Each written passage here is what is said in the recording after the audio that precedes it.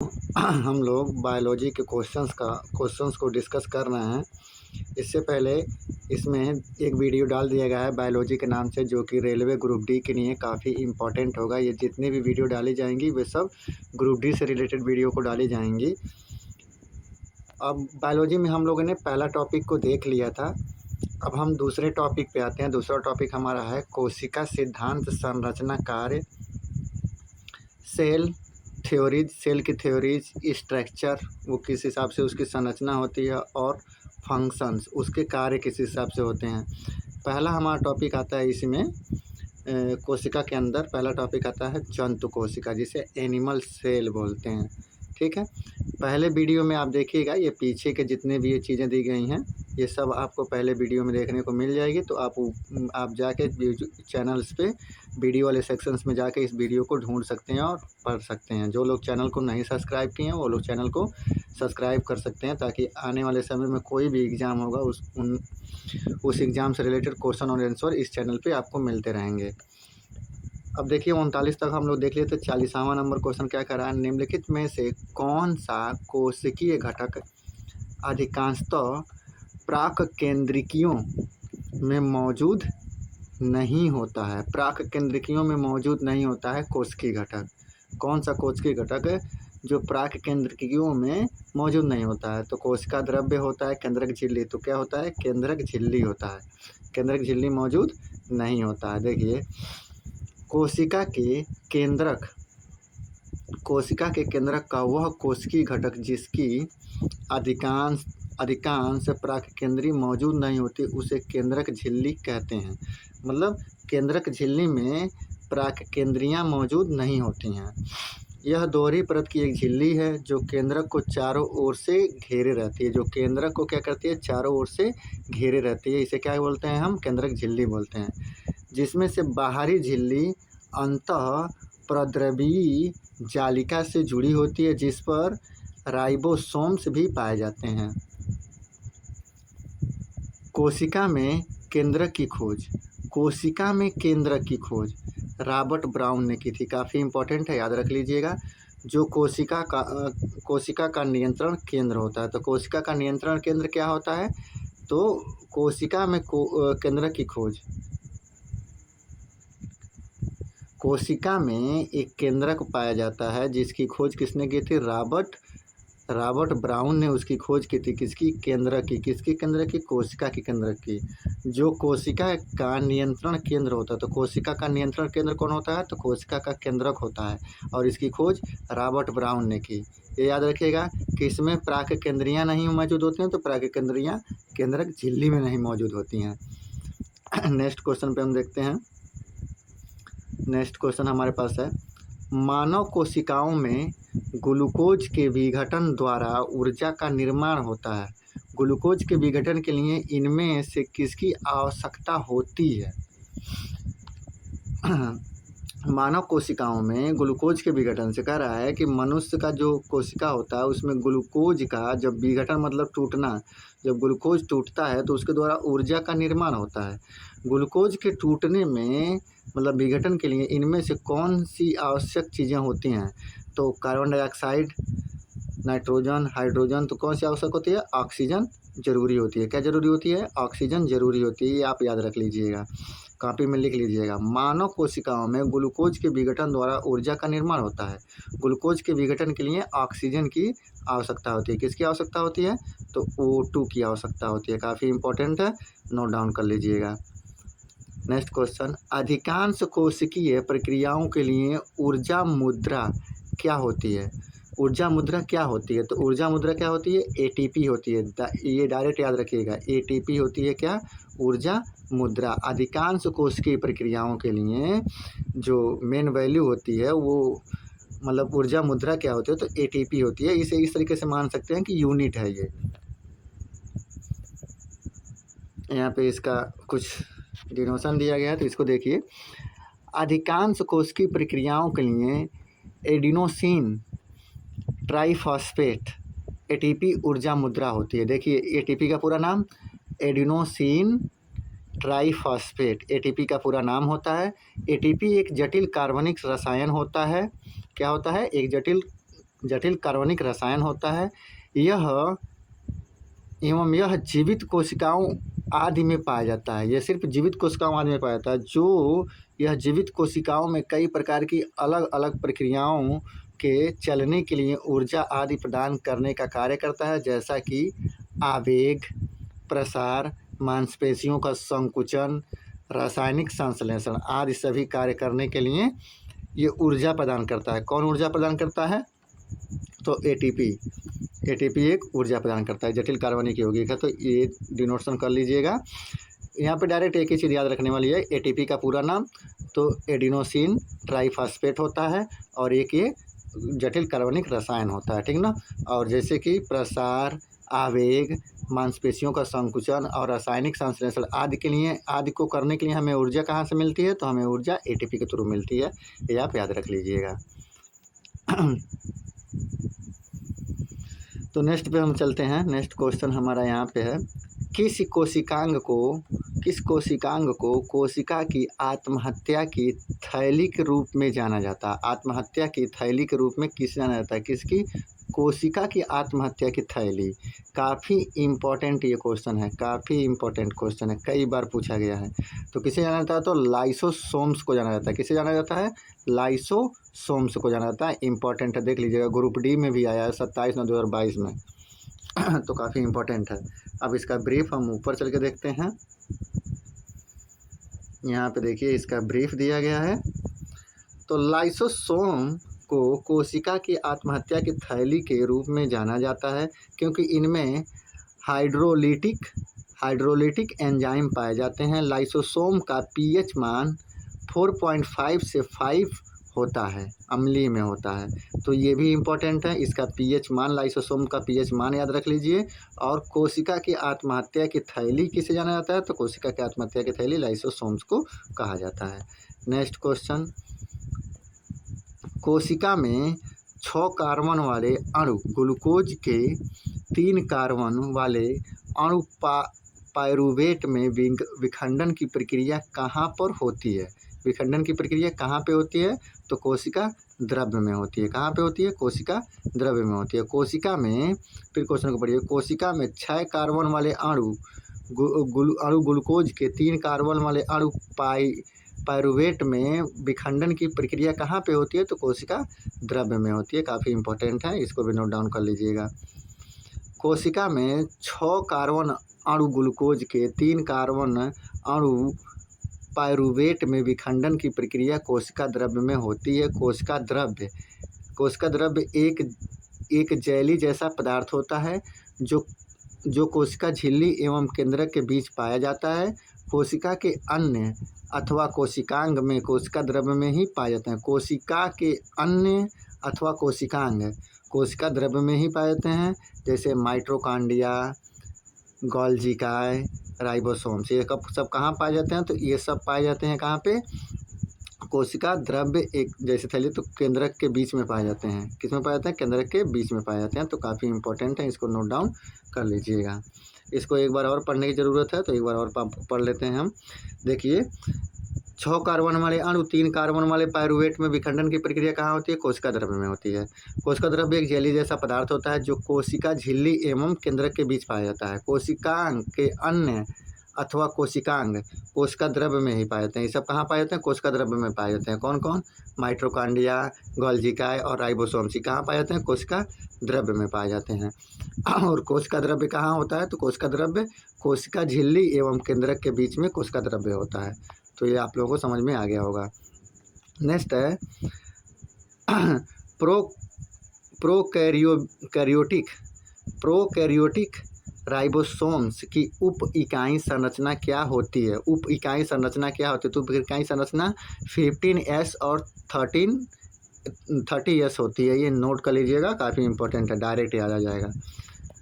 तो prokaryotic ribosomes कोशिका की जीव द्रव्य झिल्ली से जुड़े होते हैं। कोशिका जीव द्रव्य झिल्ली से जुड़े होते हैं। ये 15 से 20 नैनोमीटर आकार की होती है और 2 उप इकाइयों में 15S और 30S की बनी होती है, जो आपस में मिलकर 17S प्रोकैरियोटिक राइबोसोम्स बनाते हैं। राइबोसोम्स के ऊपर प्रोटीन संश्लेषित होते हैं। तो प्रोटीन कहाँ संश्लेषित होता है?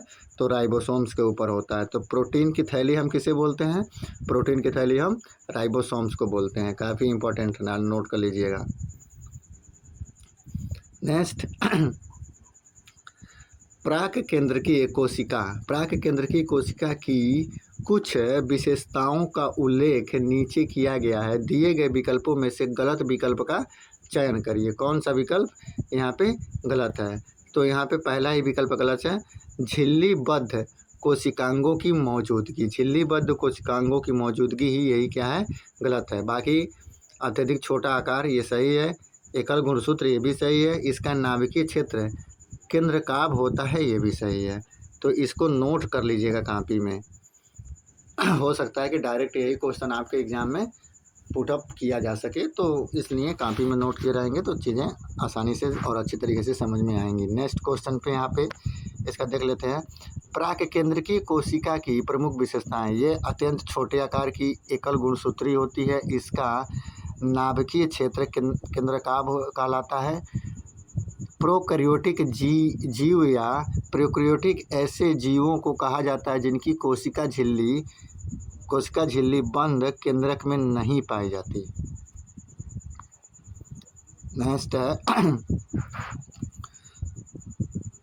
तो आपका नेक्स्ट है, जब एटीपी में टर्मिनल फॉस्फेट लीकेज को जल के उपयोग द्वारा तोड़ा जाता है तो कितनी ऊर्जा मुक्त होती है? कितनी ऊर्जा मुक्त होती है? तो 30.5 किलोमोल ऊर्जा जनरेट होती है। नोट डाउन कर लीजिए डायरेक्ट। संश्लेषित अणु एटीपी का उपयोग कोशिका में अन्य सभी गतिविधियों को बढ़ावा देने के लिए किया जाता है। इन प्रक्रियाओं में एटीपी टूट जाता है जो निश्चित मात्रा में ऊर्जा पैदा करता है, जो कोशिका में होने वाली ऊष्माशोषी अभिक्रियाओं को चला सकता है। इस प्रकार जब पानी का उपयोग करके एटीपी में टर्मिनल फॉस्फेट लीकेज को तोड़ा जाता है तो 30.50 किलोमोल के बराबर ऊर्जा निकलती है। नेक्स्ट क्वेश्चन, कौन सा कोशिकांग विषाक्त पदार्थों और औषधियों के जहरीले प्रभाव को खत्म कर देता है? कौन सा कोशिकांग है? तो अंतर्द्रवी जालिका है, जो कि विषाक्त पदार्थों और औषधि के जहरीले प्रभाव को नष्ट कौन करता है? अंतःकोशिकीय जालिका करता है। कौन करता है? अंतःकोशिकीय जालिका, मतलब विषाक्त पदार्थ और औषधियों के जहरीले प्रभाव को नष्ट करता है। तो बहुत इंपॉर्टेंट है, नोट कर लीजिएगा। नेक्स्ट है, देखिए, अंतःद्रवी जालिका सुकेंद्रक कोशिकाओं में स्थित एक झिल्लीदार कोशिकांग है। इनका प्रमुख कार्य विषाक्त पदार्थों और औषधियों के जहरीले प्रभाव को खत्म करना होता है। अंतःद्रवी जालिका की रचना प्लाज्मा झिल्ली के समान होती है। तो इम्पोर्टेंट है, नोट डाउन कर लीजिएगा।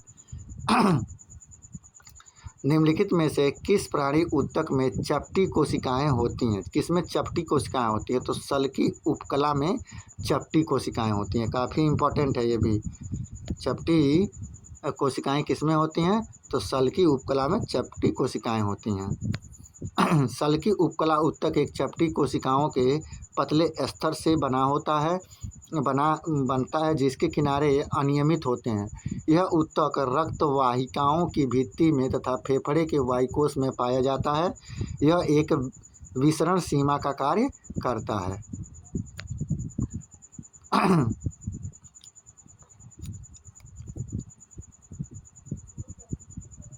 थोड़ा सा छोटा कर लीजिए। हाँ,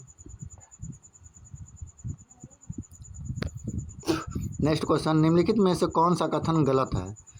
किण्वन की प्रक्रिया के लिए ऑक्सीजन आवश्यक नहीं है। सही बात है। श्वसन के प्रथम चरण में पायरुविक अम्ल का निर्माण होता है। पायरुविक अम्ल का निर्माण होता है श्वसन के प्रथम चरण में, ये भी सत्य है। श्वसन के प्रथम चरण में ग्लूकोज का विघटन हो जाता है, ये भी सत्य है। माइटोकॉन्ड्रिया में ऑक्सीजन की सहायता से एसिटिक अम्ल का विघटन होता है, ये गलत है। तो हमारा यही सही हो जाएगा। चौथा नंबर ऑप्शन आपका सही हो जाएगा। माइटोकॉन्ड्रिया में ऑक्सीजन की सहायता से एसिटिक अम्ल का विघटन नहीं होता है, जबकि यहाँ लिखा है होता है। माइटोकॉन्ड्रिया में ऑक्सीजन की सहायता से एसिटिक अम्ल का विघटन नहीं होता बल्कि पायरुवेट का विघटन होता है। माइटोकॉन्ड्रिया को कोशिका का पावर हाउस कहते हैं, काफ़ी इंपॉर्टेंट है माइटोकॉन्ड्रिया को कोशिका का पावर हाउस। तो डायरेक्ट क्वेश्चन पूछता है कोशिका का पावर हाउस किसे कहते हैं, तो कोशिका का पावर हाउस माइटोकॉन्ड्रिया को कहते हैं। और माइटोकॉन्ड्रिया में ऑक्सीजन की सहायता से एसिटिक अम्ल का विघटन नहीं होता जबकि पायरुवेट का विघटन होता है। किसका विघटन होता है, पायरुवेट का विघटन होता है। नेक्स्ट क्वेश्चन,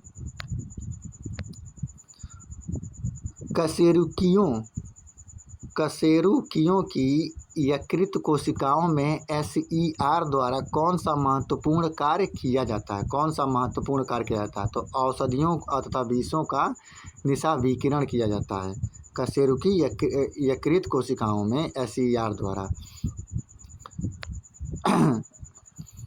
अब यहाँ इसका ब्रीफ पढ़ लीजिए। कशेरुकी प्राणियों जीवों में यकृत कोशिकाओं में SER स्मूथ इंडोप्लाज्मिक रेक्टिकुलम नामक पदार्थ स्रावित होता है। कहाँ से, यकृत से, तथा एक चिकनी झिल्लीनुमा परत पाई जाती है जिसका मुख्य कार्य औषधियों और विषों का निराविषीकरण निर्मुक्त करने में महत्वपूर्ण भूमिका निभाती है। तो कशेरुकी प्राणियों में ये व्यवस्था होती है। नेक्स्ट है, नीचे दिए गए चित्र ए और बी में दो प्रकार के कोशिका विभाजनों को दर्शाया गया है। इसके संबंध में कौन सा विकल्प निम्न प्रश्नों का सही उत्तर प्रदान करता है। पहला, कोशिका विभाजन के प्रकार क्या है, और दूसरा, विभाजन बी कब और कहाँ होता है। तो दो चित्र देखिए, उसके बाद इनका आंसर देना है। तो दो चित्र हम ऊपर देखते हैं। यहाँ पे देखिए दो चित्र दिए गए हैं, एक ये चित्र है और एक ये चित्र है। ABCDEF, तो हमारा आंसर हमारा यहाँ पे सी सही है। ए समसूत्री विभाजन, बी अर्धसूत्री विभाजन, और दूसरा के लिए युग्मक के निर्माण के लिए जनन कोशिकाओं में अर्धसूत्री विभाजन होता है। तो सी वाला आंसर सही है, इसको डायरेक्ट रट लीजिएगा, इसमें समझाने वाला कुछ है नहीं है। कोशिका विभाजन दो प्रकार का होता है, समसूत्री विभाजन और अर्धसूत्री विभाजन। अर्धसूत्री विभाजन युग्मकों के निर्माण के लिए जनन कोशिकाओं में होता है। निम्नलिखित में से किस कोशिकीय घटक को कोशिका के प्रोटीन का कारखाना के रूप में जाना जाता है। तो राइबोसोम को जाना जाता है, ये मैंने पहले ही आपको बता दिया था, काफ़ी इंपॉर्टेंट है। प्रोटीन का कारखाना राइबोसोम्स को कहा जाता है। राइबोसोम को कोशिका के प्रोटीन के कारखाने के रूप में जाना जाता है। राइबोसोम RNA और प्रोटीन दोनों से बनी एक अंतर कोश की संरचना है। तो ये काफ़ी इंपॉर्टेंट है कि राइबोसोम कैसे बनता है। तो राइबोसोम RNA और प्रोटीन दोनों को मिला के बनता है, एक अंतर कोश की संरचना है। यह कोशिका में प्रोटीन संश्लेषण का स्थान है। तो प्रोटीन का पावर हाउस भी राइबोसोम्स को बोला जाता है। और नेक्स्ट है हमारा प्रोटीन का कारखाना भी, वही बात है, प्रोटीन जहाँ पे भी आ जाए राइबोसोम्स लगा के चले आइए। नेक्स्ट क्वेश्चन, निम्नलिखित में से किसे कोशिका का पावर हाउस कहा जाता है। कोशिका का पावर हाउस माइटोकॉन्ड्रिया को कहा जाता है, काफ़ी इंपॉर्टेंट है, नोट डाउन कर लीजिए। सभी रासायनिक क्रियाओं को करने के लिए माइटोकॉन्ड्रिया ATP के रूप में ऊर्जा प्रदान करती है, इसलिए इसे कोशिका का बिजली घर भी कहते हैं। इसकी खोज अल्बर्ट वान कोलिकर ने की थी। तो माइटोकॉन्ड्रिया की खोज किसने की थी, तो अल्बर्ट वान कोलिकर ने की थी। ये काफ़ी इंपॉर्टेंट है, नोट डाउन कर लीजिएगा। यूकैरियोटिक कोशिकाओं के निम्न में से किस कोशिकांग को आत्मघाती थैली भी कहा जाता है। तो आत्मघाती थैली लाइबोसोम्स को कहा जाता है। आत्महत्या की थैली भी, आत्मघाती थैली भी सब एक ही चीज़ है। तो देखिए लाइबोसोम, यह एक झिल्ली आबद्ध कोशिकांग है जिसमें प्रचुर मात्रा में अम्लीय हाइड्रोलेजेज एंजाइम पाए जाते हैं जो सभी प्रकार के जैविक बहुलक यानी कार्बोहाइड्रेट, प्रोटीन, लिपिड, न्यूक्लिक अम्लों का पाचन करता है। यह प्रोकैरियोटिक कोशिकांग और परिपक्व आरबीसी को छोड़कर सभी कोशिकाओं में पाया जाता है। अंतःप्रद्रवी जालिका के द्वारा लाइसोसोम्स के एंजाइमों का निर्माण होता है तथा चारों ओर की झिल्ली का निर्माण गाल्जिकाएं द्वारा होता है। कोशिका के क्षतिग्रस्त या मृत हो जाने पर लाइसोसोम्स फट जाते हैं और मुक्त एंजाइम अपनी ही कोशिका को पचा देती है। इस कारण लाइसोसोम्स को कोशिका की आत्मघाती थैली कहा जाता है। तो बस यही याद रखिए कि लाइसोसोम्स को आत्महत्या की थैली कहा जाता है, इसको रट लीजिए। नेक्स्ट क्वेश्चन, निम्नलिखित में से किस कोशिकांग को कोशिका की आत्मघाती थैली के रूप में जाना जाता है? तो लाइसोसोम्स को जाना जाता है। इसका सारा विवरण नीचे पढ़ लिया गया है, लेकिन ये भी पढ़ लिया जाए, कुछ मिल जाएगा इसमें भी। लाइसोसोम्स को कोशिका की आत्महत्या की थैली या आत्मघाती थैली या आत्महत्या की थैली भी कहा जाता है। इसमें हाइड्रोलाइटिक एंजाइम जमा होते हैं। इन एंजाइमों का उपयोग कोशिका में जटिल अणुओं को पचाने के लिए किया जाता है। लाइसोसोम्स न्यूक्लिक एसिड, पॉलीसेकेराइड, वसा और प्रोटीन को पचाने में सक्षम है। ये तीनों चीज़ को पचाने में कौन सक्षम है? न्यूक्लिक एसिड, पॉलीसेकेराइड, वसा और प्रोटीन, इन सभी को पचाने में कौन सा सक्षम है? हाँ, तो न्यूक्लिक एसिड, पॉलीसेकेराइड और प्रोटीन को पचाने में कौन सक्षम होता है? तो लाइसोसोम्स सक्षम होता है। लाइसोसोम्स को आत्मघाती थैली या आत्महत्या की थैली कहा जाता है। नेक्स्ट, उसके साथ साथ लाइसोसोम्स भी अपने स्वयं के एंजाइमों द्वारा अपनी स्वयं की कोशिकाओं को पचाते हैं या क्षति पहुंचाते हैं, जिससे कोशिका को मृत्यु हो जाती है। इस प्रक्रिया को ऑटोलोसिस कहा जाता है। तो ऑटोलोसिस की प्रक्रिया अगर डायरेक्ट पूछ ले, ऑटोलोसिस की प्रक्रिया कहाँ होती है? तो लाइसोसोम्स में होती है। ये भी आप डायरेक्ट याद रख लीजिएगा। नेक्स्ट क्वेश्चन देखते हैं, काफ़ी इंपॉर्टेंट है ये। स्लाइडेन और स्वान द्वारा दिया गया कोशिका सिद्धांत निम्नलिखित में से किन जीवों पर लागू नहीं होता? तो किन जीवों पर लागू नहीं होता? तो विषाणुओं पर लागू नहीं होता, जो स्लाइडेन और स्वान ने कोशिका सिद्धांत दिया था। कोशिका सिद्धांत की खोज किसने की थी? ये भी डायरेक्ट पूछो, कोशिका सिद्धांत की खोज किसने की? तो स्लाइडेन और स्वान ने की थी। ये एक क्वेश्चन और है। और इन दोनों का खोज जो था, जो कोशिका सिद्धांत था, वो किन पे लागू नहीं हुआ? तो किस पे लागू नहीं हुआ? विषाणु पे लागू नहीं हुआ। इसका ब्रीफ पढ़ लेते हैं। स्लाइडेन और स्वान द्वारा दिया गया कोशिका सिद्धांत कवकों, जंतुओं, शैवालों पर लागू होता है, परंतु विषाणुओं पर लागू नहीं होता है। किस पे लागू नहीं होता? विषाणुओं पर लागू नहीं होता है। बाकी कवक, जंतु और शैवाल पर लागू हो जाता है। चलिए नेक्स्ट क्वेश्चन है, रॉबर्ट हुक द्वारा कोशिका की खोज किस प्रकार की गई? तो कार्क का निरीक्षण करते हुए रॉबर्ट हुक ने कोशिका की खोज की थी। तो कोशिका की खोज किसने की? पहला क्वेश्चन ये, कोशिका की खोज किसने की? तो कोशिका की खोज देखिए रॉबर्ट हुक ने की, यही आंसर मिल गया।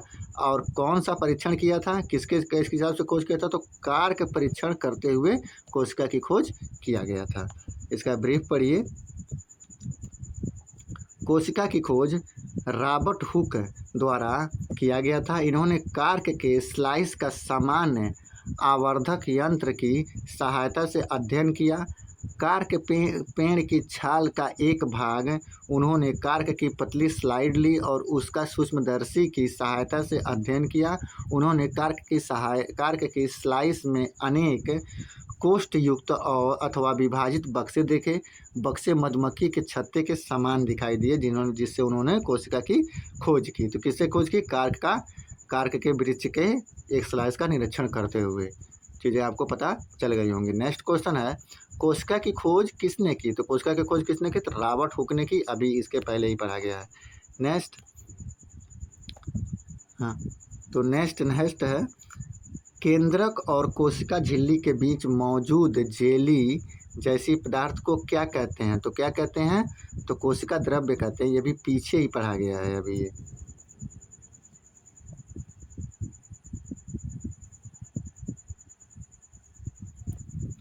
कोशिका जीवों का आधारभूत संरचना एवं कार्यात्मक इकाई होती है। तो जीवों का आधारभूत संरचना एवं कार्यात्मक इकाई क्या होती है? तो कोशिका होती है। पहला क्वेश्चन यहाँ मिल गया ये कि यह एक विशिष्ट पारगम्य कला से घिरी रहती है तथा प्रायः इसमें स्वजनन की क्षमता होती है। स्वजनन की क्षमता किसमें होती है? कोशिका में होती है। कोशिका की संरचना कोशिका झिल्ली, कोशिका द्रव्य और केंद्रक से मिलकर बनी होती है। तो कोशिका 3 चीज़ों से मिलकर बनी होती है। पहला आपका होता है कोशिका झिल्ली, दूसरा होता है कोशिका द्रव्य, तीसरा होता है केंद्रक। इन 3 चीज़ों से मिलकर कौन बनता है? कोशिका बनता है, जिन्हें कोशिकांग कहते हैं। कोशिका द्रव्य एक जेली जैसा पदार्थ होता है जो कोशिका झिल्ली एवं केंद्रक के बीच पाया जाता है। तो कोशिका झिल्ली एवं केंद्रक के बीच कौन पाया जाता है? तो कोशिका द्रव्य पाया जाता है। कोशिका द्रव्य में अनेक कार्बनिक तथा अकार्बनिक पदार्थ होते हैं। कोशिका के अन्य संगठक अथवा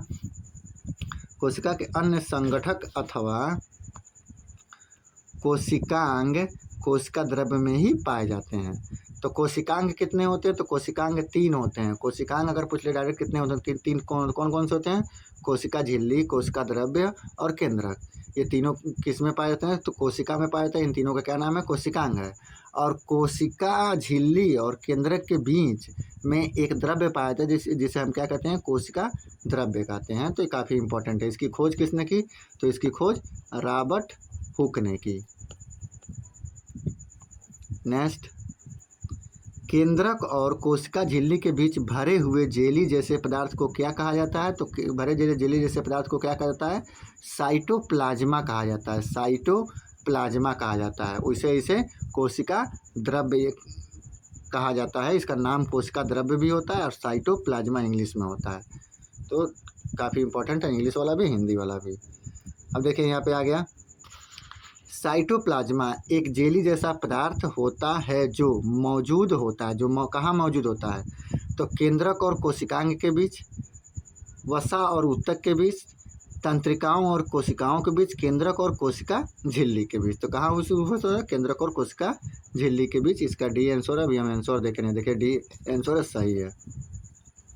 नेक्स्ट, पानी की कमी के कारण कोशिका के संकुचित होकर कोशिका भित्ति से अलग होने की प्रक्रिया को क्या कहा जाता है?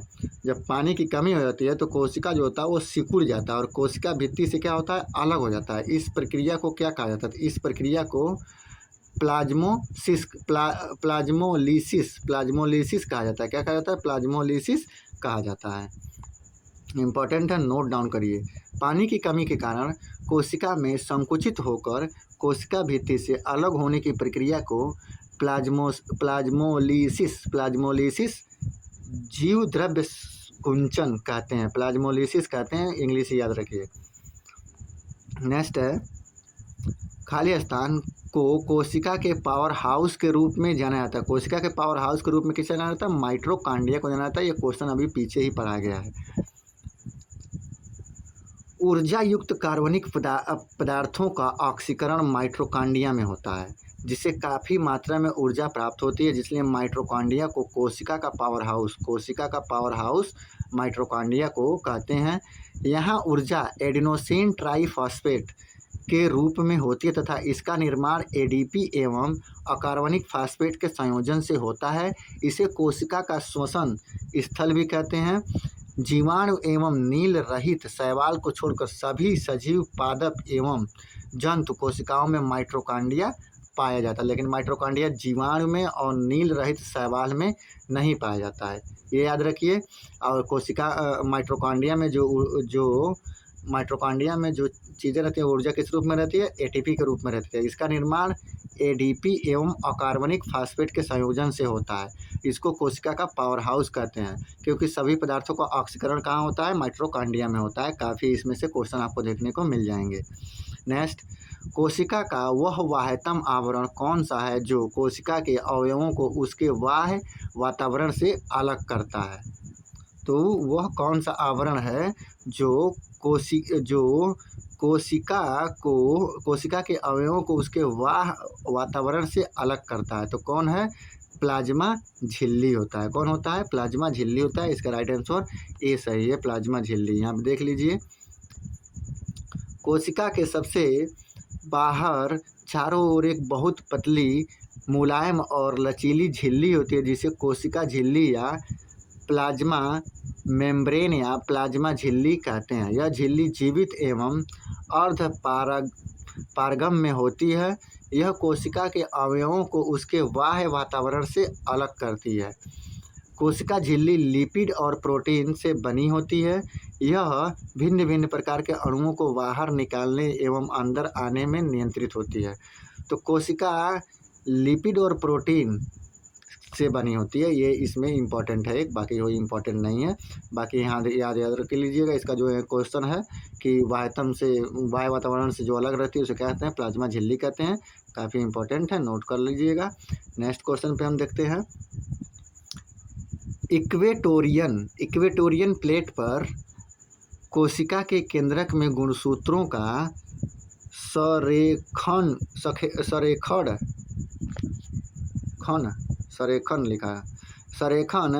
माइटोसिस के किस चरण का गठन करता है? इक्वेटोरियन प्लेट पर कोशिका के केंद्र में गुणसूत्रों का संरेखण माइटोसिस के किस चरण का गठन करता है? तो मेटाफेज चरण का गठन करता है। इम्पॉर्टेंट है, नोट डाउन कर लीजिएगा, क्वेश्चन और आंसर दोनों ही। मेटाफेज के दौरान गुणसूत्र इक्वेटोरियन प्लेट पर कोशिका के केंद्र में संरेखित होते हैं और धुरी के तंतु गुणसूत्रों के सेंट्रोमियर से जुड़ जाते हैं। उल्लेखित है कि मेटाफेज समसूत्रीय विभाजन का द्वितीय चरण है। इस चरण में सेंट्रोमियर विभाजित होता है और अलग अलग किए गए क्रोमैटिड स्वतंत्र संतुलित गुणसूत्र बन जाते हैं। तो देखिए, ये चीज़ें हमको भी नहीं समझ में आ रही है, इसको रट लीजिएगा। स्वतंत्र अस्तित्व के समक्ष जीवों की सबसे छोटी इकाई क्या होती है? जीवों की सबसे छोटी इकाई कोशिका होती है।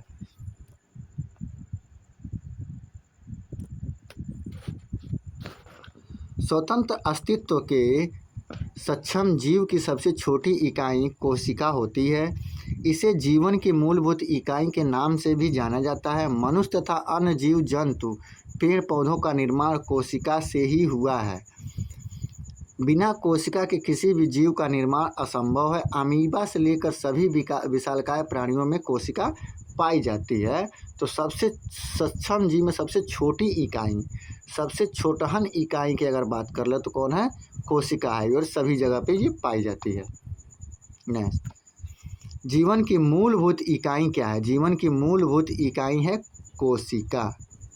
कोशिका जीवन की मूलभूत इकाई है। नेक्स्ट, पुटिकाओं में प्रोटीन और लिपिड के परिवहन, संशोधन और पैकेजिंग के लिए निम्नलिखित में से कौन सा कोशिकांग उत्तरदायित्व होता है? प्रोटीन और लिपिड के परिवहन से लेके संशोधन पैकेजिंग के लिए कौन जरूरी होता है? तो गोल्जी काय जरूरी होता है। कौन जरूरी होता है? गोल्जी काय जरूरी होता है। Option number D. पुटिकाओं में प्रोटीन और लिपिड, याद देखिए, पुटिकाओं में प्रोटीन लिपिड के परिवहन, संशोधन, पैकेजिंग के लिए कौन सा कोशिकांग उत्तरदायित्व होता है? तो गोल्जी काय उत्तरदायित्व होता है। नेक्स्ट, इसका ब्रीफ देखते हैं। पुटिकाओं में प्रोटीन और लिपिड के परिवहन, संशोधन और पैकेजिंग के लिए गोल्जी काय नामक कोशिकांग उत्तरदायित्व होता है। कोशिका के अंदर स्रावित पदार्थों के संग्रह और परिवहन में सहायक कौन होता है? तो गोल्जी काय होता है। कौन सहायक होता है? गोल्जी काय होता है। याद रख लीजिएगा, परिवहन संशोधन की जहाँ पे बात है गोल्जी काय लगा के चले आइएगा। नेक्स्ट क्वेश्चन आपका है, निम्न में से कौन सी झिल्ली संयोजित थैली पाचक एंजाइमों से भरी होती है? पाचक एंजाइमों से, तो देखिए, कौन सी झिल्ली संयोजित थैली पाचक एंजाइमों से भरी होती है? तो लाइसोसोम्स जो होता है वो पाचक एंजाइमों से भरी होती है। जैसे इसमें सब चीज़, वसा, कार्बोहाइड्रेट, लिपिड, ये सब चीज़ों को पचा लेता है लाइसोसोम्स। तो लाइसोसोम्स भरी होती है। अब इसका ब्रीफ ऊपर देखते हैं। C number, lysosomes. देखिए, लाइसोसोम्स की खोज डी डूबे, काफ़ी नाम इम्पोर्टेंट है। डी डूबे ने 1955 में की। अधिकतर जंतु कोशिकाओं में मुख्य रूप से एंजाइम अपक्रिया करने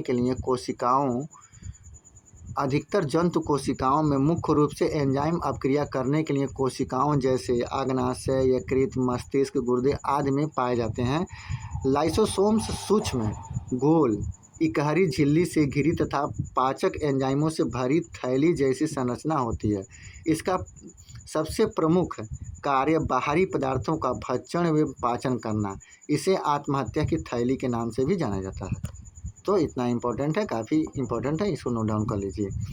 नेक्स्ट, निम्नलिखित कोशिकांगों में से किसे कोशिका की आत्मघाती थैली कहा जाता है? तो लाइसोसोम्स को कहा जाता है। कितनी बार ये क्वेश्चन आ गया होगा, अभी आप अगर इसे पढ़ रहे होंगे तो आपने ध्यान से देख लिया होगा। लाइसोसोम्स की खोज क्रिश्चियन डी डूबे ने 1955 में की। यह बहुत सूक्ष्म कोशिकांग है जो छोटी छोटी पुटिकाओं के रूप में पाए जाते हैं। इसके चारों तरफ एक पतली झिल्ली होती है। इसका आकार बहुत छोटा और थैली जैसा होता है। इसमें ऐसे एंजाइम होते हैं जिनमें जीव द्रव्य को घुला देने या नष्ट कर देने की क्षमता रहती है। कोशिकी उपापचय में व्यवधान के कारण जब कोशिका क्षतिग्रस्त हो जाती है तो लाइसोसोम्स फट जाते हैं एवं इनमें मौजूद एंजाइम अपनी ही कोशिका को पाचित कर देते हैं। इसके परिणाम स्वरूप कोशिका की मृत्यु हो जाती है। अतः इसे आत्महत्या की थैली भी कहा जाता है। तो इसे लिखना होगा तो लिख लीजिएगा, नहीं तो जो इम्पोर्टेंट है मैंने उस पर ट्रिक लगा दिया है। राइसोसोम्स बनाते हैं। राइसोसोम्स क्या बनाते हैं? तो प्रोटीन बनाते हैं। प्रोटीन का कारखाना अगर कहे तो राइसोसोम्स है। राइसोसोम्स एक जटिल संरचना जो सभी जीवित कोशिकाओं में पाए जाते हैं। यह अंतः प्रद्रवी जालिका से जुड़े रहते हैं। यह हरित लवण केंद्रक एवं माइटोकॉन्ड्रिया में भी पाया जाता है। राइसोसोम्स प्रोटीन संश्लेषण नामक प्रक्रिया में एमिनो एसिड से प्रोटीन बनाता है। तो ये काफ़ी इंपॉर्टेंट लाइन है, इस लाइन को आप याद रख लीजिए, ये वाली लाइन कि राइसोसोम्स प्रोटीन संश्लेषण नामक प्रक्रिया में एमिनो एसिड से प्रोटीन बनाते हैं। तो राइसोसोम्स प्रोटीन कैसे बनाते हैं? तो राइसोसोम्स प्रकाश संश्लेषण की प्रक्रिया में एमिनो एसिड से प्रोटीन बनाते हैं। प्रोटोप्लाज्मा शब्द किसने गढ़ा? प्रोटोप्लाज्मा शब्द किसने गढ़ा? तो प्रोटोप्लाज्मा शब्द जोहान इवांजेलिस्टिक पुरकिंजे ने गढ़ा था। प्रोटोप्लाज्मा शब्द किसने दिया? तो पुरकिंजे ने दिया। काफ़ी इंपॉर्टेंट है, पढ़ लीजिएगा। जीव द्रव्य जिसे इंग्लिश में प्रोटोप्लाज्मा कहते हैं, नाम का नामकरण पुरकिंजे ने किया था। यह एक तरल गाढ़ा रंगहीन पारदर्शी लसलसा वजन युक्त पदार्थ है। जीव की सारी जैविक क्रियाएं इसी के द्वारा संपन्न होती हैं, इसलिए जीव द्रव्य को जीवन का भौतिक आधार कहते हैं। जीवन का भौतिक आधार किसे कहा जाता है? तो जीव द्रव्य को कहा जाता है। ये इंपॉर्टेंट लाइन है, इसको नोट डाउन करिएगा कॉपी में। नेक्स्ट, कोशिका की एक प्रकार की अपशिष्ट निस्तारण प्रणाली है। वे किसी भी बाह्य सामग्री के साथ साथ खराब हो चुके कोशिकांगों को पचाकर कोशिका को साफ रखने में मदद करते हैं। तो कौन करते हैं? तो लाइसोसोम्स करते हैं। अभी पीछे ही पढ़ा गया इसके बारे में। तो देखिए, लाइसोसोम्स कोशिका की एक प्रकार की अपशिष्ट निस्तारण प्रणाली है। लाइसोसोम्स का मुख्य कार्य पाचन करना होता है। यह मृत कोशिकाओं का निष्कासन करता है, अर्थात अपशिष्ट पदार्थों का निष्कासन करता है। लाइसोसोम्स यूकेरियोटिक कोशिकाओं में पाए जाते हैं। तो ये काफ़ी इंपॉर्टेंट लाइन है। लाइसोसोम्स यूकेरियोटिक कोशिकाओं में पाए जाते हैं। ये कोशिकांगों को पचाकर कोशिका को साफ रखने में मदद करते हैं एवं साथ ही कोशिकांग को क्लाथ भी करते हैं। तो कोशिकांग को क्लाथ भी कौन करता है? लाइसोसोम्स करता है। और ये कहाँ पाए जाते हैं? तो यूकेरियोटिक कोशिका में पाए जाते हैं। नेक्स्ट क्वेश्चन यहाँ से है, निम्नलिखित में से कौन सा ऑर्गेनेल किसी भी बाह्य सामग्री को पचाकर कोशिका को साफ रखने में सहायक होता है तथा साथ ही कोशिकांग को क्लाथ भी करता है? तो लाइसोसोम्स होता है, क्लाथ भी करता है लाइसोसोम। तो देखिए, पूरा का पूरा लाइन पीछे वाली आंसर में आपने पढ़ा है और यहाँ पे यही क्वेश्चन बन गया है। तो इस लाइन को आप नोट कर लीजिए। निम्नलिखित में से कौन सा कथन असत्य है? तो पादप कोशिकाओं में जंतु कोशिकाओं की तुलना में छोटी रिक्तिकाएं पाई जाती हैं, यही असत्य है। ये आपका सही हो जाएगा। ये असत्य, छोटी रिक्तिकाएँ पाई जाती हैं जंतु कोशिका की तुलना में? नहीं, ऐसा नहीं है। पादप कोशिका में जंतु कोशिका की तुलना में छोटी रिक्तिकाएँ पाई जाती हैं। नहीं, पादप कोशिका में भी बड़ी रिक्तिकाएँ पाई जाती हैं। अब सही वाला हम देख लेते हैं कि जो लाइन सही है। पादप कोशिकाएँ सामान्यतः जंतु कोशिकाओं से बड़ी होती हैं। ये याद रखिए, पादप कोशिकाएँ सामान्यतः जंतु कोशिकाओं से क्या होती हैं? बड़ी होती हैं। नेक्स्ट, जंतु कोशिकाओं में लवण नहीं पाए जाते। काफ़ी इंपॉर्टेंट लाइन है। जंतु कोशिकाओं में क्या नहीं पाया जाता? तो जंतु कोशिकाओं में लवक नहीं पाया जाता है। पादप कोशिकाओं में कोशिका भित्तियाँ पाई जाती हैं जबकि जंतु कोशिका में नहीं पाई जाती। तो काफ़ी इंपॉर्टेंट ये है कि कोशिका भित्ति किस में पाए थे, किस में नहीं पाए थे? तो देखिए, पादप में कोशिका भित्ति पाई जाती है पर जंतु में कोशिका भित्ति नहीं पाई जाती है। तो काफ़ी इंपॉर्टेंट है, कहाँ पे कोशिका भित्ति पाई जाती है और कहाँ पे कोशिका भित्ति नहीं पाई जाती है। और नेक्स्ट, अब यहाँ पे चीज़ें दी गई हैं तो इसको देखते हैं। पादप कोशिका और जंतु कोशिका। पादप कोशिका कैसा होता है? तो पादप मतलब पौधे वाली कोशिका। आकार में पादप कोशिका जंतु कोशिका से बड़ी होती है। देखिए, पादप कोशिका जो होती है वो जंतु कोशिका से क्या होती है? बड़ी होती है। जंतु कोशिका प्रायः आकार में छोटी होती है।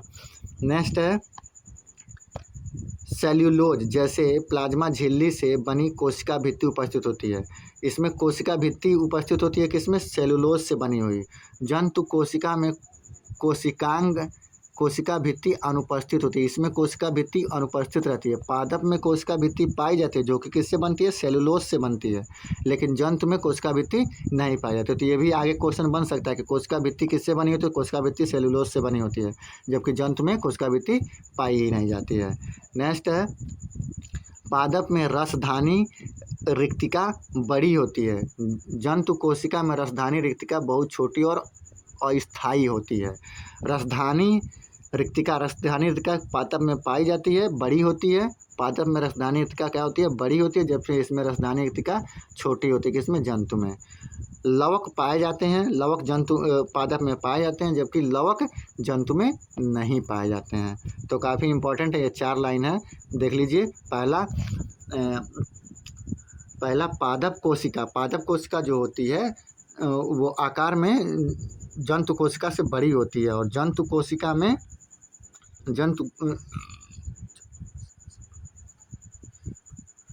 कोशिका आकार में क्या होती है? छोटी होती है। नेक्स्ट है, कोशिका भित्ति उपस्थित होती है। पादप में कोशिका भित्ति उपस्थित होती है जो कि सेल्यूलोज से बनती है जबकि जंतु में ऐसा कुछ भी उपस्थित नहीं होता है। ठीक है। पादप में रसधानी रिक्तिका बड़ी होती है जबकि जंतु में ये रसधानी रिक्तिका छोटी होती है। पादप में लवक पाए जाते हैं जबकि जंतु में लवक नहीं पाए जाते हैं। तो ये इतना टॉपिक है। और ये ऊपर वाला भी टॉपिक इम्पॉर्टेंट है। यहाँ देखिए, यहाँ पे लिखा हुआ है, ये वाला लाइन काफ़ी इम्पोर्टेंट है। इस लाइन को आप नोट डाउन कर लीजिएगा जहाँ कहीं पर भी। देखिए, ये वाला लाइन, पादप कोशिकाएं सामान्यतः जंतु कोशिकाओं से बड़ी होती है। अभी नीचे पढ़ लिए, जंतु कोशिकाओं में लवक पाए जाते हैं जबकि जंतु कोशिकाओं में लवक नहीं पाए जाते जबकि पादप में पाए जाते हैं। ये वाला लाइन, कोशिका भित्ति पाई जाती है। पादप कोशिका में कोशिका भित्ति पाई जाती है लेकिन जंतु कोशिका में कोशिका भित्ति नहीं पाई जाती। और पादप में जो पाई जाती है किससे बनी होती है? तो ये सेल्यूलोज से बनी होती है। ये इम्पॉर्टेंट है। ये टॉपिक हमारा ख़त्म होता है। कई सारा क्वेश्चन 8-10 क्वेश्चन इसमें मिल जाएंगे आपको। नेक्स्ट है, इनमें से कौन सा तरल पदार्थ आंत से अवशोषित वसा को ग्रहण करता है और अतिरिक्त द्रव्य को अतिरिक्त कोशिकीय स्थान से वापस रक्त में ले जाता है? तो कौन होता है? तो लसिका होता है। देखिए, लसिका के बारे में देखिए। लसिका एक रंगहीन द्रव्य है जो कोशिकाओं के चारों ओर एक पतली परत के रूप में विद्यमान रहती है। इस द्रव्य में विशिष्ट लिम्फोसाइट होते हैं जो शरीर की प्रतिरक्षा अनुक्रिया के लिए उत्तरदायित्व होते हैं। लसिका पोषक पदार्थ, हार्मोन आदि का संवहन करती है। यह आंत में उपस्थित लैक्टियल वसा को अवशोषित करते तथा अतिरिक्त द्रव्य को अतिरिक्त कोश के स्थान से वापस रक्त में ले जाती है। इम्पॉर्टेंट इसमें यह है, प्रतिरक्षा की थैली लिम्फोसाइट्स क्या है? प्रतिरक्षा की थैली अनुक्रिया के लिए उत्तरदायित्व होता है। तो लिम्फोसाइट्स आप याद रख सकते हैं कि प्रतिरक्षा अनुक्रिया के लिए कौन उत्तरदायित्व है, तो लिम्फोसाइट्स उत्तरदायित्व। लिम्फोसाइट्स कोशिकाओं के चारों ओर विद्यमान रहते हैं। इस द्रव्य में लसिका में एक रंगहीन द्रव्य है, इसमें पाया जाता है लिम्फोसाइट्स, और लिम्फोसाइट्स शरीर की रक्षा करने में इम्पॉर्टेंट होता है। नेक्स्ट क्वेश्चन, निम्नलिखित में से अर्धसूत्रण के लिए कौन सा कथन सत्य नहीं है? कौन सा कथन अर्धसूत्रण के लिए सत्य नहीं है? तो यहाँ पे हम देखते हैं कि कौन सा कथन सत्य नहीं है। तो सत्य कौन सा कथन नहीं है? सत्य हमारा बी वाला नहीं है। अर्धसूत्रण के परिमाण स्वरूप परिणामी कोषों में गुणसूत्रों की संख्या 2 गुनी हो जाती है। ये क्या है? ये गलत है, ठीक है ना। ये सत्य नहीं है, ये गलत है। बाकी सत्य जो है उनको पढ़िए। तो सत्य है अर्धसूत्रण 2 चरणों में होता है। अर्धसूत्रण कितने चरणों में होता है? तो अर्धसूत्रण 2 चरणों में होता है। पहला हमें ये क्वेश्चन मिल जाएगा। दूसरा देखिए, अर्धसूत्रण के दौरान जनक कोषों के जीन परिणामी कोषों में मिश्रित हो जाते हैं, ये है। दूसरा है जनन ग्रांथि ग्रोनाड में अर्धसूत्रण युग्मक के उत्पादन के लिए होता है। तो ये ए, सी और डी सही हैं, बाकी बी हमारा क्या है? गलत है। तो देखिए इसमें कुछ ब्रीफ भी दिया है क्या? हाँ, यहाँ पे ब्रीफ दिया है, तो ब्रीफ पढ़ लीजिए। अर्धसूत्री विभाजन जनन कोशिकाओं में होता है। तो जनन कोशिकाओं में क्या होता है? अर्धसूत्री विभाजन होता है। पहला आंसर ये मिल जाएगा। यह 2 चरणों में होता है, अर्धसूत्री और दूसरा है अर्धसूत्री 1, दूसरा है अर्धसूत्री 2। अर्धसूत्रण के परिमाण स्वरूप परिणामी कोशिकाओं में गुणसूत्रों की संख्या आधी रह जाती है। अर्धसूत्रण के परिमाण स्वरूप गुणसूत्रों की संख्या क्या रह जाती है? आधी रह जाती है। अर्धसूत्रण में जनकों से भिन्न गुणसूत्र होने के कारण आनुवांशिकी विविधता होती है। इस विभाजन के दौरान गुणसूत्रों के बीच आनुवांशिकी पदार्थों का आदान प्रदान होता है। अर्धसूत्रण के समय आनुवांशिकी पदार्थों का आदान प्रदान होता है। ये 2 चरणों में होते हैं, 2 प्रकार के होते हैं, और ये कहाँ होते हैं? जनन कोशिकाओं में होते हैं। नेक्स्ट क्वेश्चन, किस कोशिकांग को कोशिका का मास्टर कहा जाता है? कोशिका का मास्टर हम किसे कहते हैं? तो नाभिक को कहते हैं। नाभिक को कोशिका का मास्टर कहा जाता है। नाभिक कोशिका के डीएनए की ब्लूप्रिंट के अवयव को अपने में समाहित रखता है। कौन? नाभिक। तो कोशिका का मास्टर किसे कहते हैं? काफ़ी इंपॉर्टेंट देखिए, कोशिका का मास्टर किसे कहते हैं? तो नाभिक को कहते हैं। नेक्स्ट है कि किसी कोशिका में मौजूद सबसे बड़ी कोशिकांग कौन है? सबसे बड़ा कोशिकांग कौन है? तो नाभिक सबसे बड़ा कोशिकांग होता है। इंपॉर्टेंट है, जेईई में पूछा गया है। नाभिक कोशिका में उपस्थित सबसे बड़ा कोशिकांग है। नाभिक को कोशिका की क्रियाकलापों की नियंत्रण करता है। नाभिक कोशिका के क्रियाकलापों का नियंत्रण करता है। और सबसे बड़ा कोशिकांग कौन है? तो सबसे बड़ा कोशिकांग नाभिक है। नेक्स्ट, निम्नलिखित में से किस कोशिकांग को कोशिका का प्रोटीन कारखाना कहा जाता है? तो प्रोटीन का कारखाना किसे कहा जाता है? तो राइबोसोम्स को कहा जाता है। अभी पीछे ही मैंने ये क्वेश्चन पढ़ा है। राइबोसोम्स सजीव कोशिका के कोशिका द्रव्य में स्थित बहुत ही सूक्ष्म कण है, जिनकी प्रोटीन के संश्लेषण में महत्वपूर्ण भूमिका है। इसलिए इसे कोशिका की प्रोटीन की फैक्ट्री कहा जाता है। कोशिका के प्रोटीन की फैक्ट्री राइबोसोम्स की। प्रोटीन की यहाँ पे भी बात आ जाएगी, राइबोसोम्स की बात आ जाएगी। नोट डाउन कर लीजिएगा कॉपी में, प्रोटीन राइबोसोम्स। निम्नलिखित में से कौन सा कोशिकांग केवल पशु कोशिका में पाया जाता है? केवल पशु कोशिका में कौन सा कोशिकांग पाया जाता है? तो लाइसोसोम्स केवल पशु में पाया जाता है। देखिए, लाइसोसोम्स जंतुओं की कोशिकाओं में मुख्यतः पाया जाता है। इसकी खोज डी डुबे ने की। इसका प्रमुख कार्य कोषों में एंडोसाइटोसिस द्वारा लाए गए प्रोटीन तथा अन्य पदार्थों का पाचन है। भोजन की कमी के समय लाइसोसोम्स साइटोप्लाज्मा में स्थित प्रोटीन, लिपिड और कार्बोहाइड्रेट का पाचन करता है। इसी कारण इसे आत्महत्या की थैली भी कहा जाता है। लाइसोसोम्स को आत्महत्या की थैली भी बोला जाता है। और नेक्स्ट, पशु कोशिका में ही केवल ये पाया जाता है।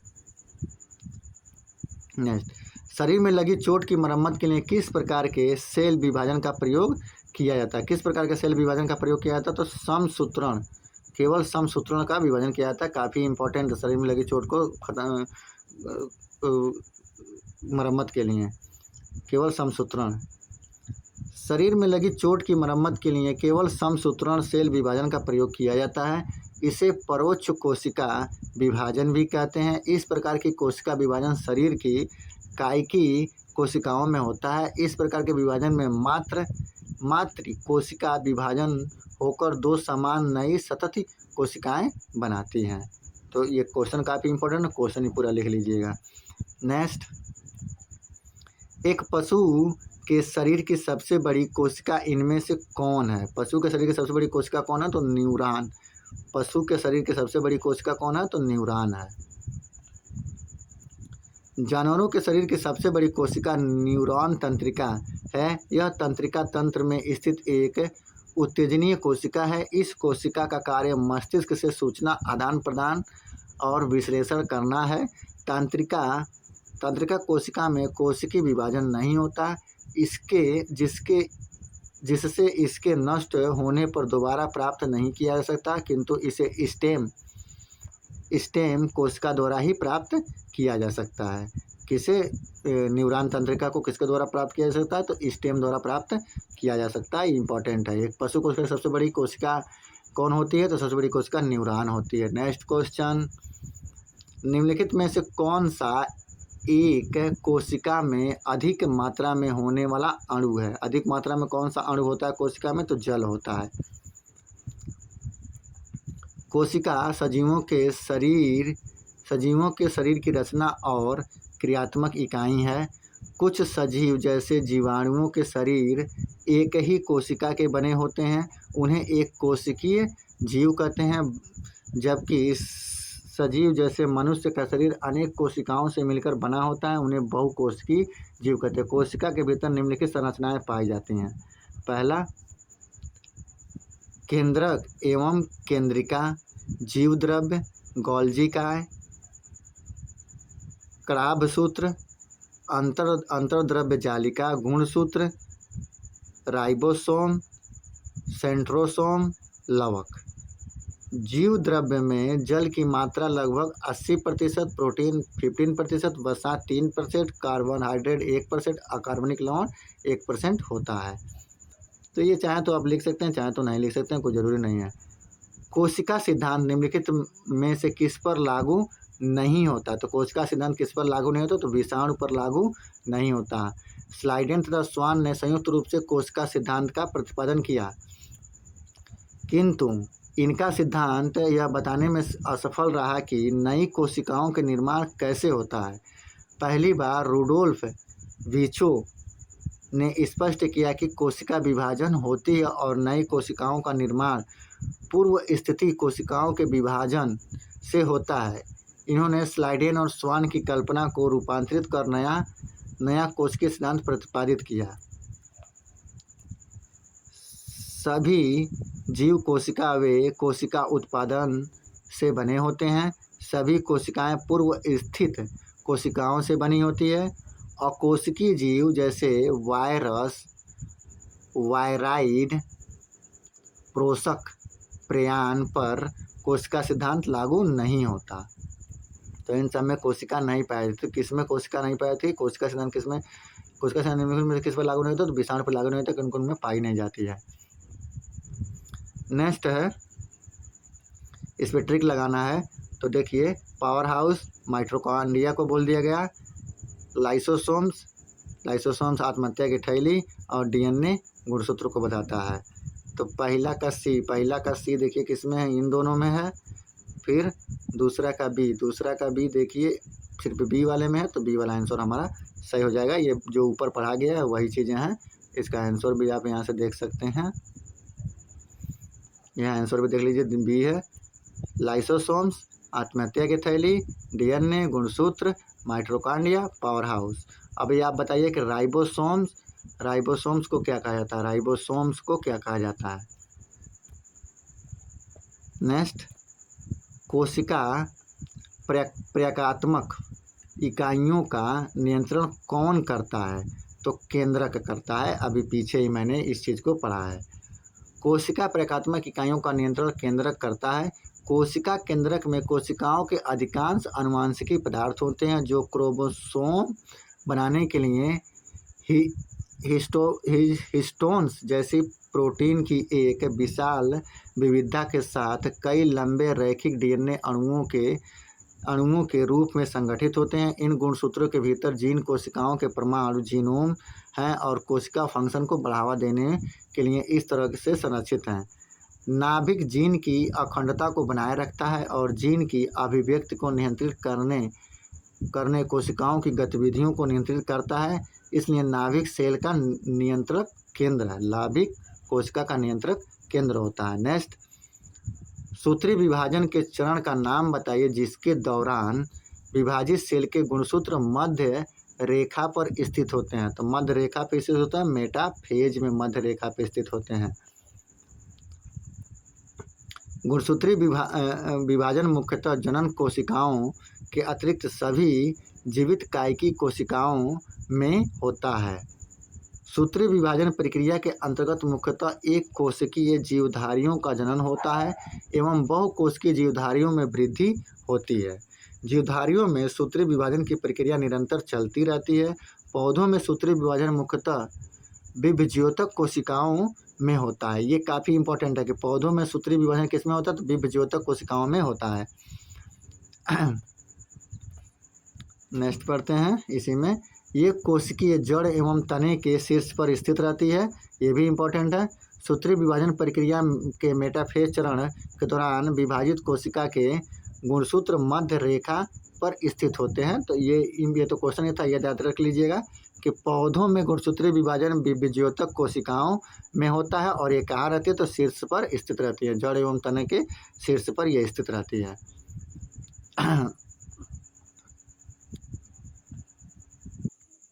चलिए यहाँ पे नेक्स्ट देखते हैं हम।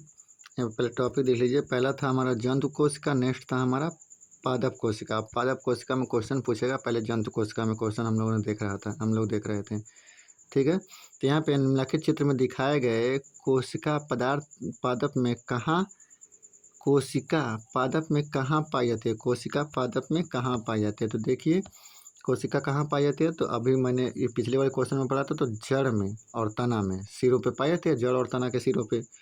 तो यहाँ जड़ पे बात होगी, हमारा डी आंसर सही होगा। देखिए डी वाला आंसर सही है। कोशिका पादप में जड़ों में पाई जाती है। कोशिका सभी जीव में जीवन की मूलभूत इकाई है। कोशिकाएं दो प्रकार की होती हैं, यूकेरियोटिक एवं प्रोकैरियोटिक। पादप कोशिकाएं कैसी होती हैं? तो यूकेरियोटिक कोशिकाएं होती हैं। तो काफ़ी इंपॉर्टेंट है।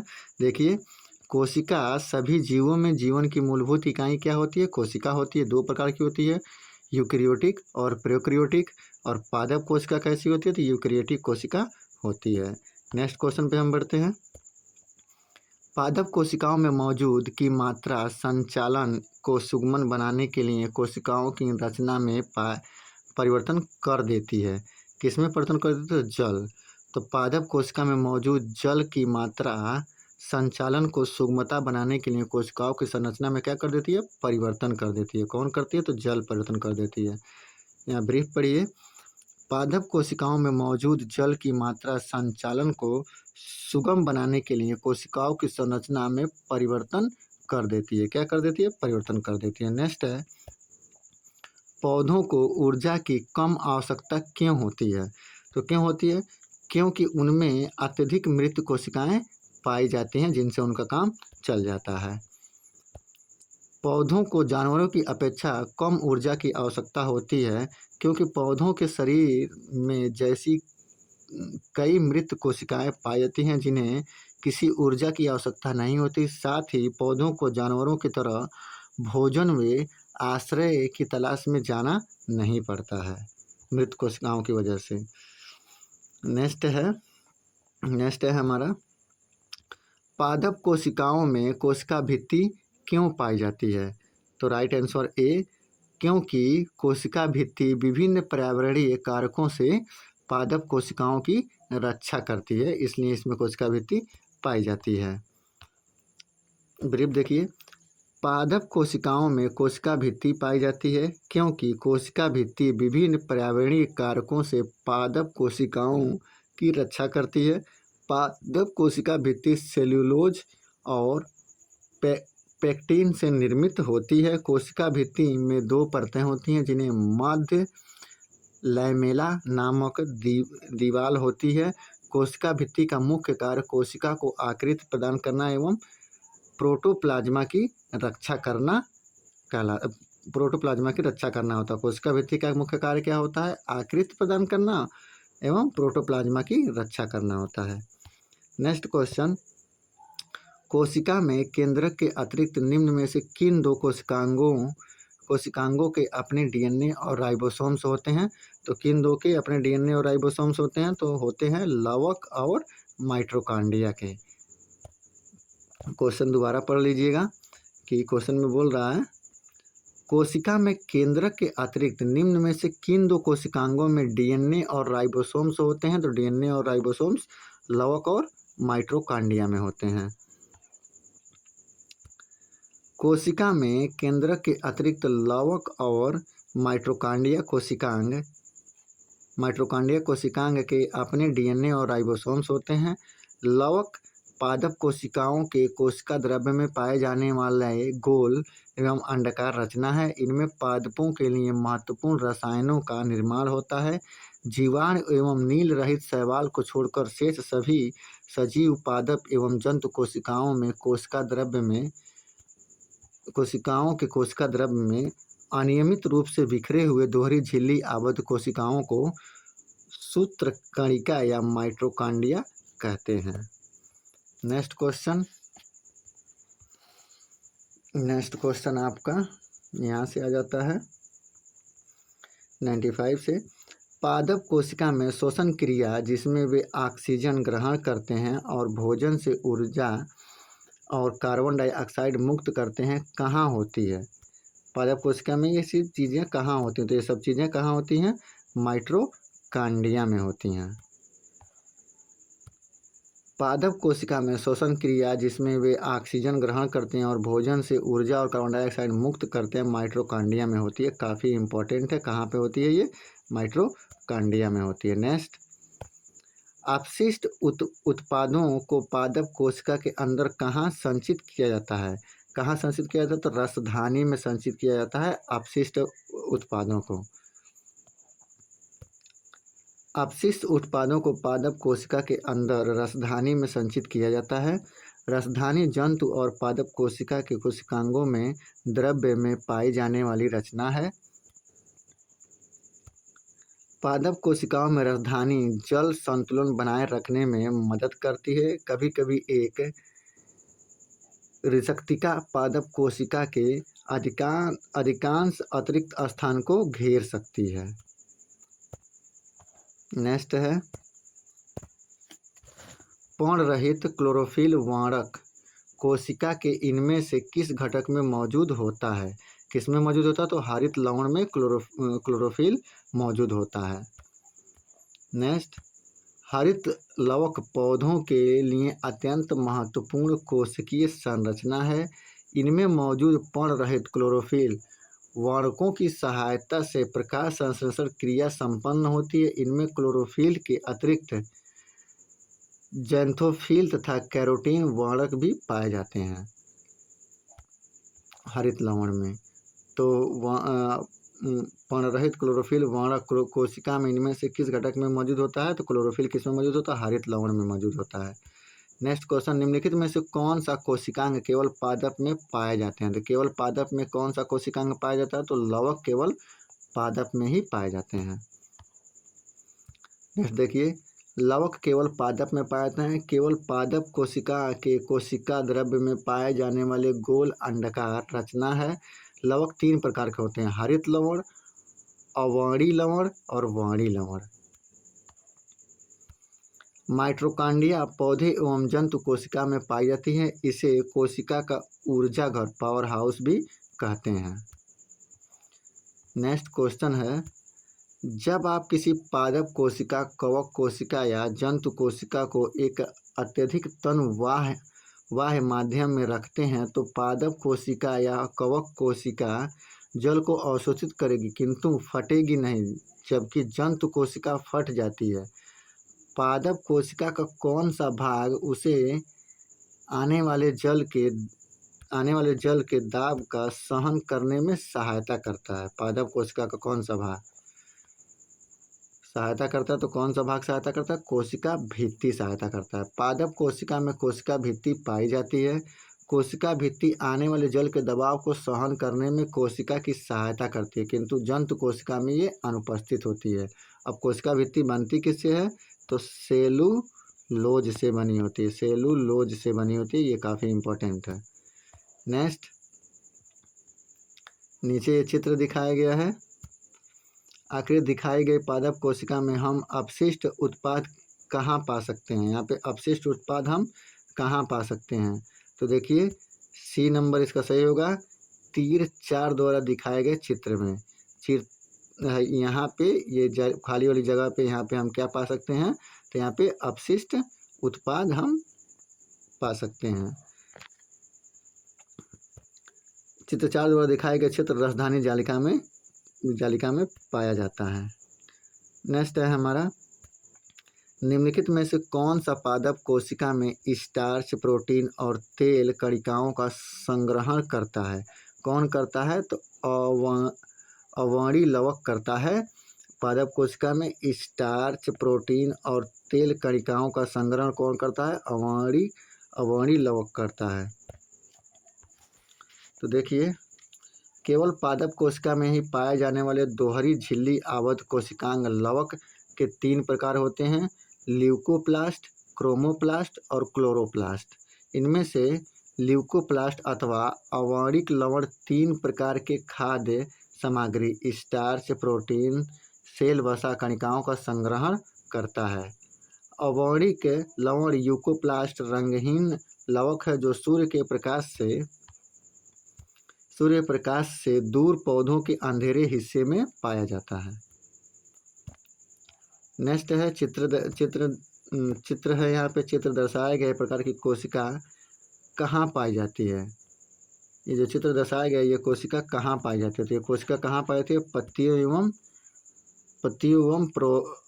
प्ररोहों में। पत्तियों एवं प्ररोहों में पाई जाती है। बी वाला आंसर है। चित्र देख लीजिए, इसको रट लीजिए।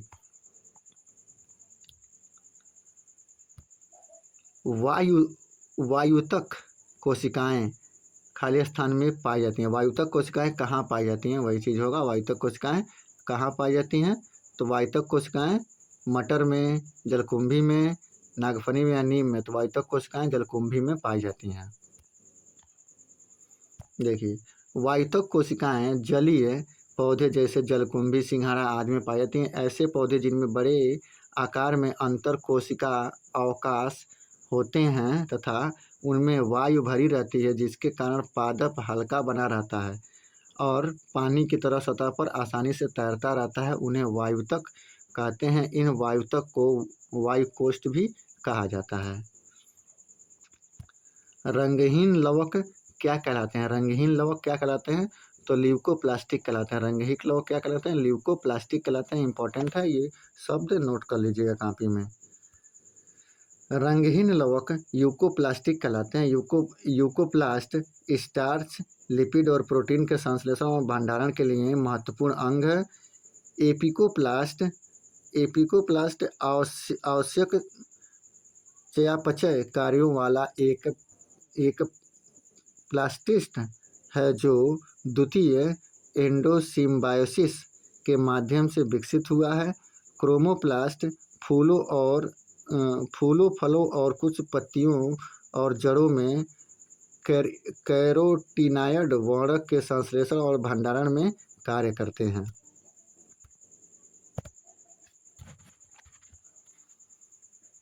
क्लोरोप्लास्ट पौधे का एक कोशिकांग है जो प्रकाश संश्लेषण प्रक्रिया के माध्यम से प्रकाश ऊर्जा को अपेक्षित स्थिर रासायनिक ऊर्जा में परिवर्तित करता है। क्लोरोप्लास्ट कुछ जीवाणु प्रकाश संश्लेषी होते हैं। इन कोशिकाओं में प्रकाश संश्लेषक वर्णक कहाँ उपस्थित होते हैं? तो कहाँ उपस्थित होते हैं? प्लाज्मा झिल्ली के अंतवर्णल में, प्लाज्मा झिल्ली के अंतवर्णल में उपस्थित होते हैं। कुछ जीवाणु प्रकाश संश्लेषी होते हैं। इन कोशिकाओं में प्रकाश संश्लेषण वर्णक प्लाज्मा झिल्ली के अंतवर्णल में स्थित होते हैं। प्रकाश संश्लेषण प्रोकैरियोटिक जीवाणु में क्लोरोफिल झिल्लीदार पुटिका के साथ संबंधित हैं। नेक्स्ट है, पादप कोशिकाओं में भित्तियां बनी होती हैं। किससे बनी होती हैं? सेलुलोज से बनी होती हैं। ये क्वेश्चन मैंने पहले ही आपको बता दिया था, इसका ब्रीफ भी नहीं पढ़ेंगे, पढ़ लिया जाता है। कोशिका जीवन की सबसे छोटी कार्यात्मक संरचनात्मक इकाई है, जिसके अध्ययन को साइटोलॉजी कहते हैं। काफ़ी इंपॉर्टेंट है, कोशिका का अध्ययन को क्या कहता है? साइटोलॉजी कहता है। पादप एवं जंतु की कोशिकाओं में संरचना अलग अलग होती है, जो पादप को जंतुओं से भिन्न करती है। कोशिका भित्ति केवल पादप कोशिका में पाई जाती है, जो सेलुलोज से बनी होती है। यह कोशिका की सुरक्षा के साथ साथ उसके निश्चित आकार एवं आकृति को बनाए रखने में सहायक है। यह कोशिका झिल्ली के बाहर पाई जाती है। कोशिका झिल्ली के बाहर पाई जाती है कोशिका भित्ति। नेक्स्ट, पौधों में कोशिका भित्ति का निर्माण करने वाले जटिल कार्बोहाइड्रेट को क्या कहा जाता है? जटिल कार्बोहाइड्रेट को क्या कहते हैं? तो सेल्यूलोज कहा जाता है। अभी मैंने आपको बताया कोशिका भित्ति किससे बनी होती है? सेल्यूलोज से बनी होती है। नेक्स्ट है, कौन सा कोशिकांग प्रकाश संश्लेषण के दौरान प्रकाश ऊर्जा का उपयोग करता है? कौन सा कोशिकांग करता है? तो हरित लवण करता है। नेक्स्ट, हरित लवण प्रकाश संश्लेषण के दौरान प्रकाशिक ऊर्जा को रासायनिक ऊर्जा में बदलकर उपयोग करते हैं। इनका हरा रंग क्लोरोफिल के कारण होता है। हरित लवक एक प्रकार का कोशिकांग है जो पादप एवं शैवाल की कोशिका में पाए जाते हैं। ये पौधों में भोजन निर्माण में सहायक होते हैं। इसी कारण हरित लवक को कोशिका का रसोई घर कहा जाता है। कोशिका का रसोई घर किसे कहा जाता है? हरित लवक को कहा जाता है। क्लोरोफिल में निम्न में से कौन सा तत्व उपस्थित होता है? क्लोरोफिल में कौन सा तत्व उपस्थित होता है? मैग्नीशियम उपस्थित होता है, Mg। क्लोरोफिल में मैग्नीशियम तत्व उपस्थित होते हैं। हरी पत्तियों में क्लोरोफिल एवं हरे रंग का वर्णक पाया जाता है। क्लोरोफिल सूर्य के प्रकाश को अवशोषित करता है और ऊर्जा देता है। नेक्स्ट, निम्नलिखित में से क्या केवल पादप कोशिका में पाई जाती है? तो क्या केवल पादप कोशिका में पाई जाती है? तो लवक केवल पादप कोशिका में पाई जाती है। लवक केवल पादप कोशिका में पाया जाता है। यह दोहरी झिल्ली से घिरी संरचना है, जिसमें अपना DNA तथा राइबोसोम्स होता है। यह 3 प्रकार का होता है। क्लोरोप्लास्ट, इसमें क्लोरोफिल होता है जो प्रकाश संश्लेषण में सहायक होता है। क्रोमोप्लास्ट, ये रंगीन लवक है। इसमें जैथोफिल और कैरोटीन वर्णक होते हैं। मिर्च या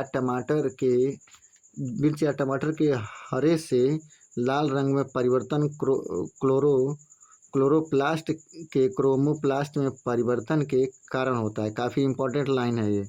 टमाटर का लाल रंग या फिर मिर्च का हरा रंग किसके वजह से होता है? तो क्लोरोप्लास्ट के क्रोमोप्लास्ट में परिवर्तन की वजह से। तो क्लोरोप्लास्ट के क्रोमोप्लास्ट में परिवर्तन की वजह से होता है।